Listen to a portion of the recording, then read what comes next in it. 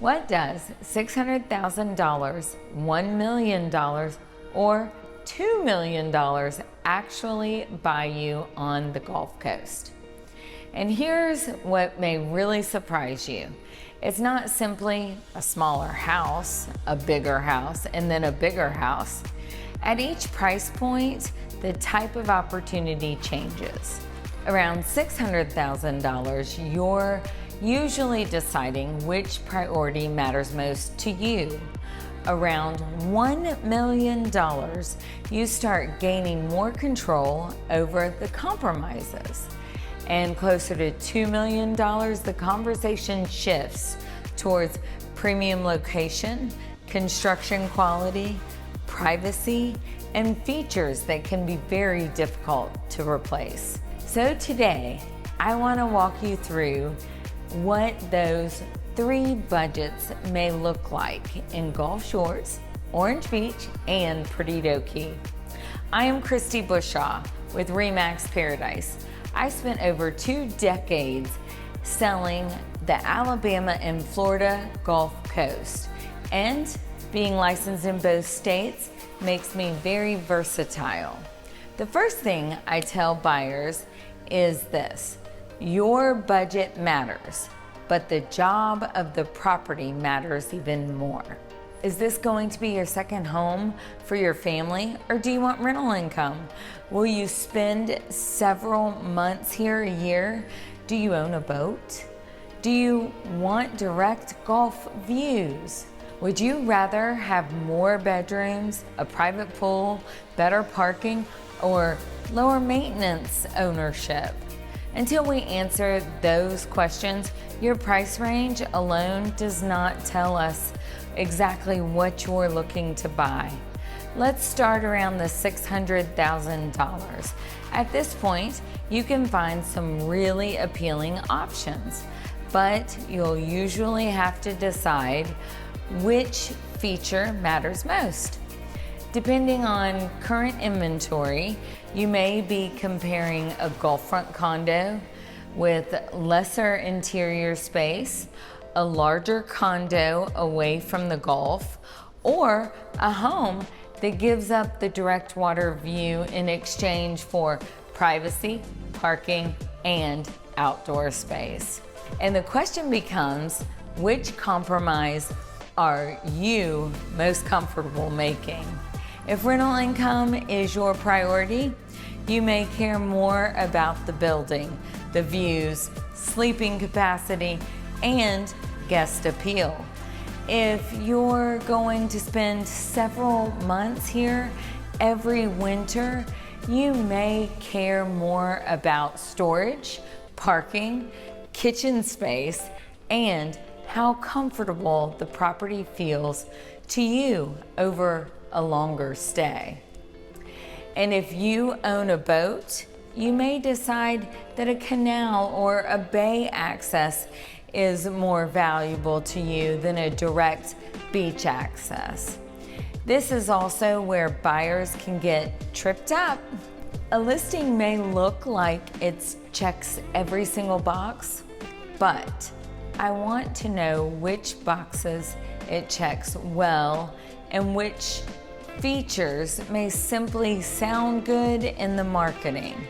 Zillow can show you the price, it can show you the photos, it can show you the bedroom count.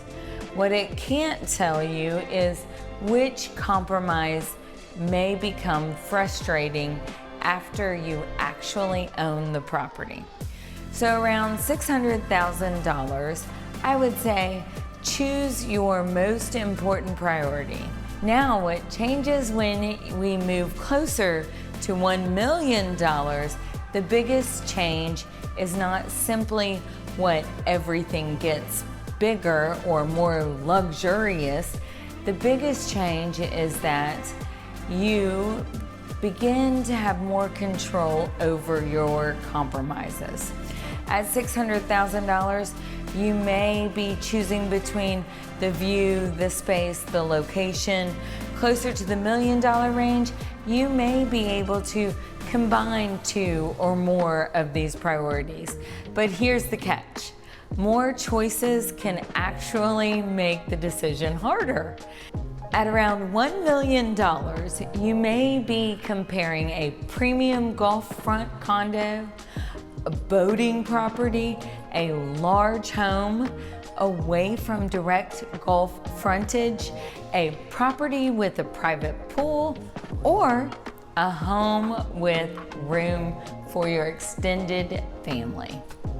And this is where the buyers stop asking, can I find something I like? And start asking, which one of these is actually the better purchase? Two properties may both be listed at around $1 million. They may both look beautiful online, but one may have a stronger rental income or rental potential, and another may offer better parking, more privacy, or better boating access. One building may have a healthier association, another property may have lower ongoing expenses, and one may be much easier to resell later if your plans change. I ask, which one fits the way you'll actually use it? Which one has the healthier long-term ownership picture? Which feature would be difficult or impossible to add later? And which property will appeal to the next buyer when you eventually sell it? You can change countertops, you can change finishes and furniture. Sometimes you can add a pool, but you cannot move the property closer to the Gulf. You cannot make a shallow canal deeper, and you can't create parking where there simply isn't any. That's why I want buyers to focus on things they cannot change. Around $1 million, you're gaining more choices and more control over your compromises. Now, let's move on to $2 million, and the question changes again. At this level, it becomes less about whether you can find the basic features you want and more about this. What makes this particular property worth the premium?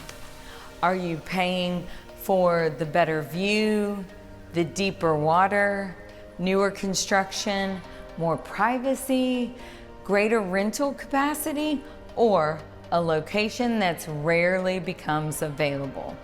The bigger budget gives you more opportunities, but it also makes the wrong decision a lot more expensive.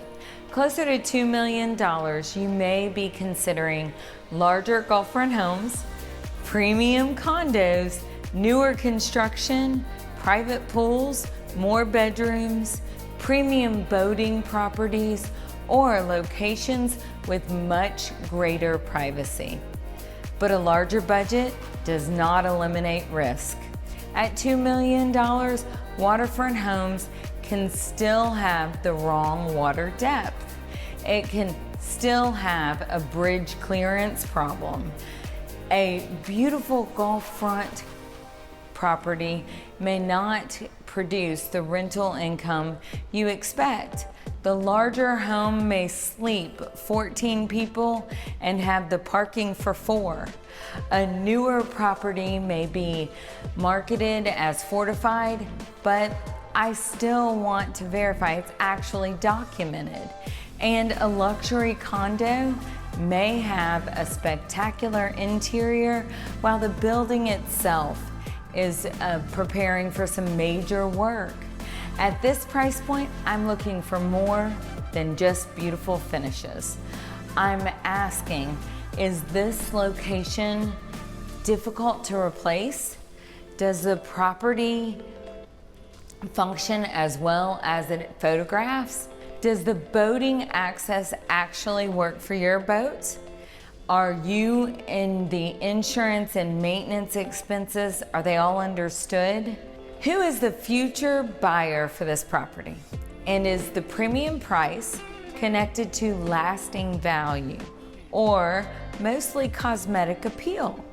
At $2 million, the goal shall not simply be to buy more, it should be to buy the strongest combination of location, quality, usability, and long-term value. So here's the easiest way to remember all three.